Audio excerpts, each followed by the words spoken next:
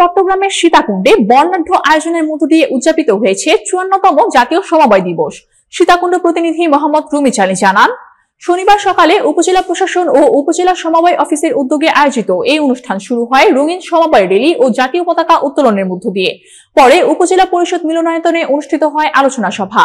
তপন মজুমদারের সঞ্চালনায় ও উপজেলা সমবায় অফিসার মঞ্জুমান আরা বেগমের সভাপতিত্বে অনুষ্ঠানের প্রধান অতিথি হিসেবে উপস্থিত ছিলেন উপজেলার নির্বাহী কর্মকর্তা মোহাম্মদ ফখরুল ইসলাম।